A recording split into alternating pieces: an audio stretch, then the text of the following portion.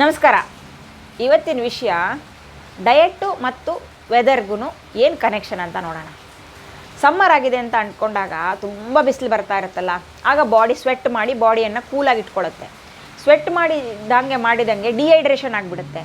ಅದಕ್ಕೆ ನಾವು ತೊಗೊಳ್ಳೋ ಫುಡೆಲ್ಲ ಮೋಸ್ಟ್ಲಿ ಲಿಕ್ವಿಡ್ ಜಾಸ್ತಿ ಇರುತ್ತೆ. ನೋಡಿ, ಮಜ್ಜಿಗೆ ತೊಗೋತೀವಿ, ಎಳನೀರು ತೊಗೋತೀವಿ, ಜ್ಯೂಸ್ ತೊಗೋತೀವಿ, ಫ್ರೂಟ್ಸ್ ತೊಗೋತೀವಿ, ವಾಟರ್ ಮೆಲನ್. ಅದೆಲ್ಲ ಮಳೆಗಾಲದಲ್ಲಿ ಬೇಕು ಅಂತ ಅನಿಸಲ್ಲ, ಆದರೆ ಸಮ್ಮರಲ್ಲಿ ಬೇಕೇ ಬೇಕು ಅಂತ ಅನಿಸುತ್ತೆ. ಯಾಕಂದರೆ ನಮ್ಮನ್ನು ಹೈಡ್ರೇಟ್ ಆಗಿಡುತ್ತಲ್ಲ ಅದು. ಅದಕ್ಕೆ ಅದೇ ಸಮ್ಮರ್ ಮುಗಿಸ್ಕೊಂಡು ನಾವು ಮಳೆಗಾಲಕ್ಕೆ ಬಂದಾಗ ಈಗ ಡೈಜೆಷನ್ ಸಿಸ್ಟಮ್ ಬೇರೆ ಥರನೇ ಇದೆ. ಯಾಕಂದರೆ ಕೋಲ್ಡೆಲ್ಲ ಇರೋದ್ರಿಂದ ನಮ್ಗೆ ಇನ್ಫೆಕ್ಷನ್ ಆಗುವ ಚಾನ್ಸಸ್ ಜಾಸ್ತಿ ಇರುತ್ತೆ. ಅದಕ್ಕೆ ಸ್ವಲ್ಪ ಬೆಚ್ಚಗಿಂದು, ಬಿಸಿದು, ಟೀ, ಕಾಫಿ ಆ ಥರದ್ದು ಈಸಿಯಾಗಿ ಡೈಜೆಷನ್ ಆಗುವಂಥದ್ದೆಲ್ಲ ಫುಡ್ ತೊಗೋತೀವಿ. ಚೇಂಜ್ ಮಾಡಿಬಿಡ್ತೀವಿ, ನಮ್ಮ ಮೆನುನೇ ಚೇಂಜ್ ಮಾಡಿಬಿಡ್ತೀವಿ. ಇನ್ನು ಚಳಿಗಾಲಕ್ಕೆ ಹೋದರೆ ಆಗಂತೂ ಇನ್ನೂ ಬೆಚ್ಚಗಿಡಬೇಕಲ್ವೇನ್ರಿ ನಮ್ಮ ಬಾಡಿನ. ಅದಕ್ಕೆ ಆ ಥರ ಬೆಚ್ಚಗಿಡೋದಕ್ಕೆ ಅಂತ ಬಾಡಿ ಟೆಂಪ್ರೇಚರ್ ರೈಸ್ ಮಾಡ್ಕೊಳ್ಳೋದಕ್ಕೆ ನಾವು ತುಂಬ ಎನರ್ಜೆಟಿಕ್ ಆಗಿರುವಂಥ ಫುಡ್ ತೊಗೋತೀವಿ. ಜಾಸ್ತಿನೇ ಹೆವಿಯಾಗಿ ಊಟ ಮಾಡ್ತೀವಿ. ಯಾಕಂದರೆ ನಮಗೆ ಸ್ವೆಟ್ ಆಗಲ್ಲ, ಹೊರಗಡೆ ಹೋಗಲ್ಲ. ಏನು ಬೇಕು ಹೇಳಿ, ಆಗ ಬೆಚ್ಚಗಿಡಬೇಕು ದೇಹನ ಅಲ್ವಾ, ಥಂಡಿ ಆಗಿಬಿಡುತ್ತೆ ಇಲ್ಲ ಅಂದರೆ. ಅದಕ್ಕೆ ಆಗ ಕಾಫಿನೋ ಟೀನೋ ಬೆಚ್ಚಗಿಡುವಂಥ ಎಲ್ಲ ಪದಾರ್ಥಗಳನ್ನು ತೊಗೋತೀವಿ. ಊಟ ಮಾಡುವಾಗಲೂ ಅನ್ನನೂ ಬಿಸಿ ಬಿಸಿ ಇದ್ದರೆ ಚೆನ್ನಾಗಿರುತ್ತೆ ಅಂತ ಅನ್ನಿಸ್ತಾ ಇರುತ್ತೆ. ಗರಂ ಮಸಾಲೆ ಆ ಥರದ್ದೆಲ್ಲ ತಿನ್ಬೇಕು ಅನಿಸುತ್ತೆ. ಡೈಜೆಷನ್ ಸ್ಲೋ ಆಗಬಾರ್ದಲ್ಲ, ಅದಕ್ಕೆ ಹೊರಗಡೆ ವೆದರ್ಗೆ ತಕ್ಕಂಗೆ ಇಲ್ಲಿ ಸ್ಲೋ ಆಗಬಾರ್ದಲ್ಲ.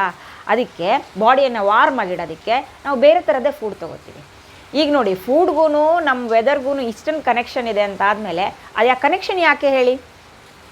ನಾವು ತೊಗೊಂಡಿರೋ ಆಹಾರ ನಮ್ಮನ್ನು ಸೇಫಾಗಿಡುತ್ತೆ. ಯಾವುದೇ ಇನ್ಫೆಕ್ಷನ್ ಆಗದೆ ಇರೋ ಥರ, ಜ್ವರ ಬರದೇ ಇರೋ ಥರ ಎಲ್ಲ. ಆ ಥರ ಆಗಬೇಕಂದಾಗ ನನಗೆ ಇಂಥದ್ದೇ ಪರ್ಟಿಕ್ಯುಲರಾಗಿ ತಿನ್ನಬೇಕು ಅಂತ ಅನ್ಸೋದಕ್ಕೆ ಸ್ಟಾರ್ಟ್ ಆಗುತ್ತೆ. ವೆದರಿಗೆ ತಕ್ಕಂಗೆ ನಮ್ಮ ಎಕ್ಸ್ಪೆಕ್ಟೇಷನೇ ಚೇಂಜ್ ಆಗಿಬಿಡುತ್ತೆ ಫುಡ್ದು.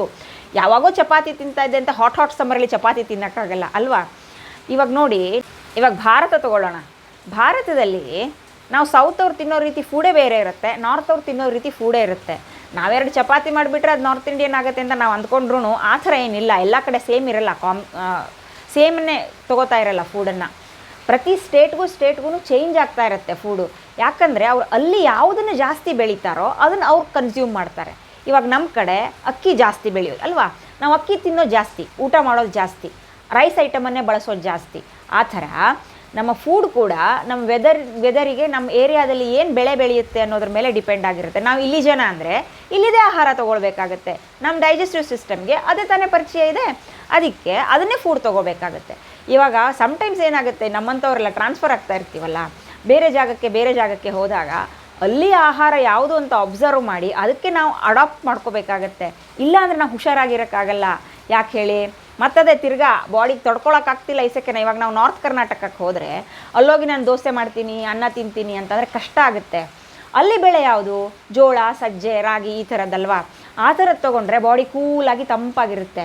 ಸೊ ನಮ್ಮ ಫುಡ್ ಅನ್ನೋದು ವೆದರ್ಗೆ ತಕ್ಕಂಗೆ ಅಲ್ಲ, ಏರಿಯಾಗೆ ತಕ್ಕಂಗೆ ಸಹ ಚೇಂಜಸ್ ಆಗಬೇಕು. ಇಲ್ಲಾಂದರೆ ಅಡ್ಜಸ್ಟ್ ಆಗಲ್ಲ ಬಾಡಿ ಅಲ್ವಾ.